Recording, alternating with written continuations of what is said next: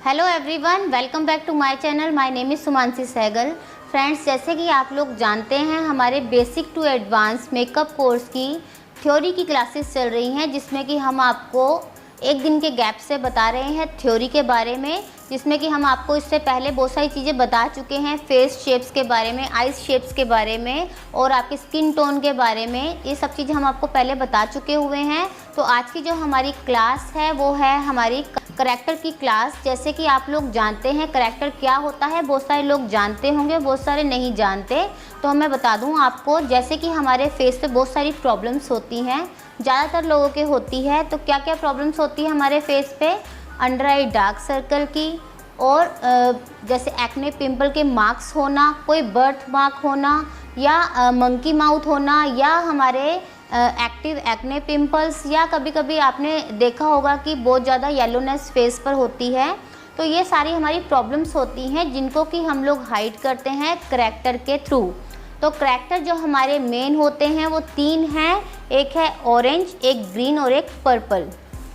तो इन करैक्टर्स के थ्रू हम अपनी प्रॉब्लम्स को दूर करते हैं। कैसे करते हैं, इसके लिए मैंने आपको पिछली बार की जो क्लास थी कलर क्लास, उसमें कुछ मैंने आपको बताया था, जैसे कि प्राइमरी और सेकेंडरी कलर्स के बारे में। तो वो क्लास इसीलिए थी कि आपको जो करैक्टर्स हैं उसके बारे में बड़ा इजी हो जाए आपको जानना कि करैक्टर्स का यूज़ हम लोग कैसे करेंगे। तो फ्रेंड्स, थोड़ा सा हम पिछली वीडियो के बारे में आपको बताते हैं। पिछली वीडियो में हमने आप लोगों को बताया था कि हमारे पास 3 प्राइमरी कलर्स होते हैं। प्राइमरी कलर क्या होते हैं, जिनको किसी भी कलर को मिक्स करके हम लोग प्राइमरी कलर नहीं बना सकते हैं। तो 3 हमारे होते हैं प्राइमरी कलर्स। प्राइमरी कलर्स कौन से होते हैं? प्राइमरी कलर वो कलर होते हैं जो किसी भी कलर के मिक्स करने से नहीं बन पाते हैं। भले उसके आगे पीछे के कलर बन जाएं थोड़े मैच करते हुए, बट प्रॉपर वो 3 कलर जो हैं वो किसी भी कलर के मिक्स करने से नहीं बनते। तो फ्रेंड्स, वो हमारे प्राइमरी कलर्स कौन से थे? वो थे हमारे प्राइमरी कलर, एक था हमारा रेड, एक था हमारा येलो,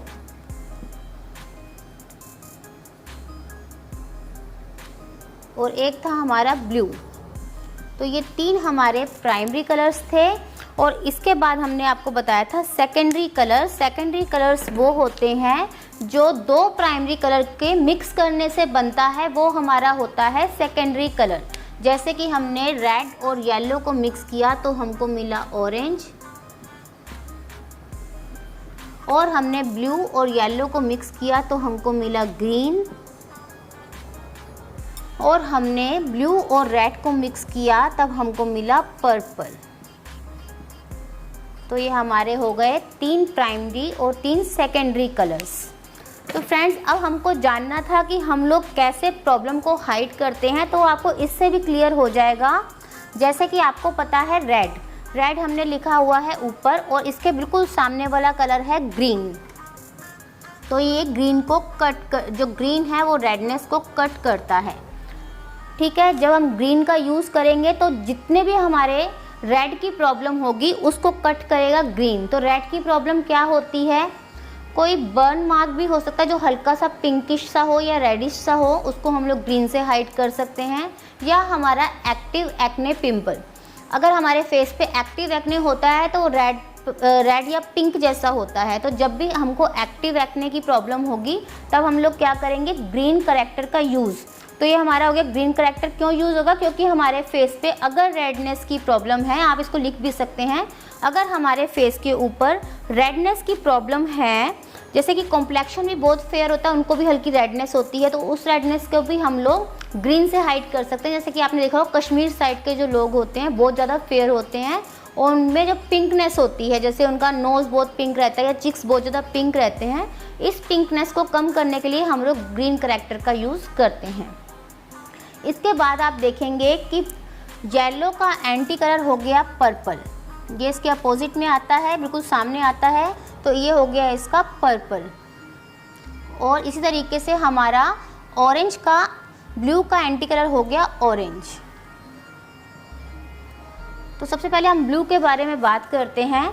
ब्लू प्रॉब्लम क्या होती है? ब्लू होती है हल्की सी डार्कनेस। जब भी आप देखेंगे हमारे अंडर आई डार्क सर्कल होते हैं तो अंदर जो वेन्स होती है पर्पलिश होती है, तो वो जब मतलब खून का जब दौरा सही से नहीं होता, जब ब्लड सर्कुलेशन हमारा ठीक नहीं चलता, तो तो हमारे डार्क सर्कल्स हो जाते हैं।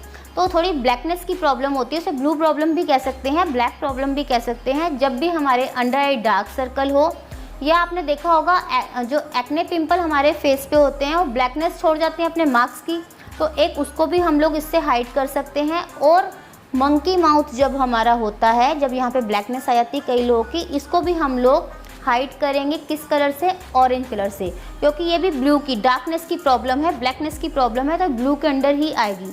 या हम लोगों के फेस पे टैन के मार्क्स बने हुए हैं या टैनिंग हो रही है हमारे फोरहेड पे, तो इन सब प्रॉब्लम को हाइड करने के लिए हमारा जो ऑरेंज करेक्टर है वो यूज़ में आता है।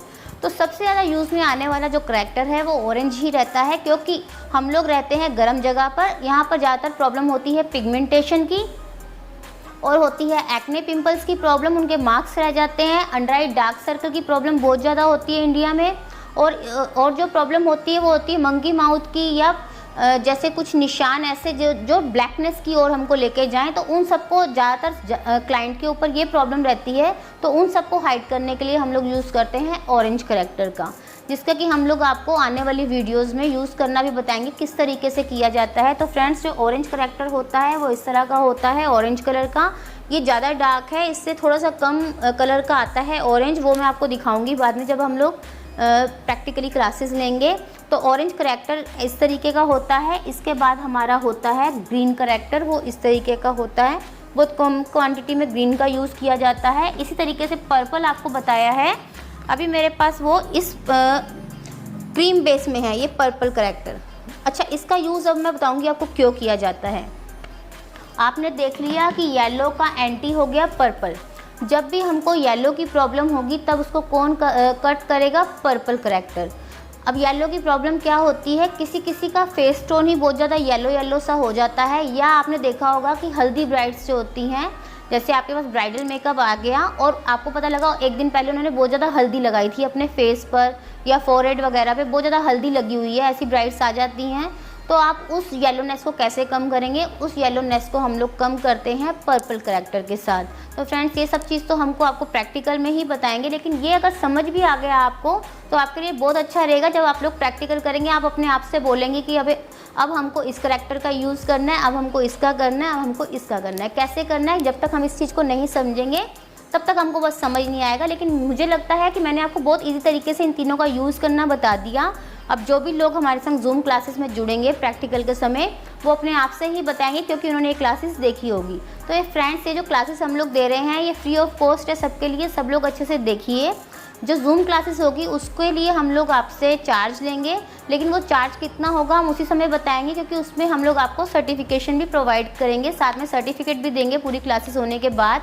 तो वो 3-4 डेज़ की या 5 डेज़ की मैक्सिमम क्लास रहेगी, जिसमें हम आपको पार्टी मेकअप और इंगेजमेंट मेकअप ऐसे 2-3 लुक बताएंगे, ब्राइडल मेकअप ऐसे 3-4 लुक आपको बताएंगे, और एक छोटा सा मतलब आपको थ्योरी का सेशन भी रहेगा, जिसमें हम इस थ्योरी को एक बार दोबारा सारी क्लियर करेंगे। तो फ्रेंड्स, इसी के साथ जो हमारा आज का वीडियो था करेक्टर्स का, आई होप आपको समझ आया होगा कि किस तरीके से हमें करेक्टर का यूज़ करना है। एक चीज़ मैं और बता दूँ आपको कि जब भी हम लोग इन करेक्टर्स का यूज़ करते हैं तो हम ऐसे नहीं छोड़ देते कि हमने ऑरेंज करेक्टर लगाया इसके बाद हमने फाउंडेशन लगा दिया, ऐसा नहीं हो सकता। जब हम लोग ऑरेंज करेक्टर लगाएंगे तब हम उसको न्यूट्रलाइज़ करेंगे, जब हम लोग ग्रीन करेक्टर लगाएंगे हम उसको भी न्यूट्रलाइज़ करेंगे, जब पर्पल लगाएंगे उसको भी न्यूट्रलाइज़ करेंगे। न्यूट्रलाइज़ करने के बाद ही हमारी फाउंडेशन की एप्लीकेशन होगी। अगर हम न्यूट्रलाइज़ नहीं करेंगे और सीधा फाउंडेशन लगा देंगे तो क्या होगा, थोड़ी देर बाद जो नीचे का कलर था जैसे कि ऑरेंज, वो आपके बेस के ऊपर दिखने लग जाएगा। इसलिए इस कलर्स को न्यूट्रलाइज़ करना बहुत ज़रूरी होता है। किस कलर से आप लोग इसको न्यूट्रलाइज़ करेंगे वो हम आपको बताएंगे अगली आने वाली क्लासेस में। तो फ्रेंड्स, इसी तरीके से आप लोग हमारे साथ बने रहिए। आज की ये वीडियो देखने के लिए आपका बहुत बहुत धन्यवाद। अगर आपको ये वीडियो पसंद आया हो तो इसको ज़्यादा से ज़्यादा लाइक कीजिए, शेयर कीजिए और हमारे YouTube चैनल को सब्सक्राइब कीजिए। Thank you so much.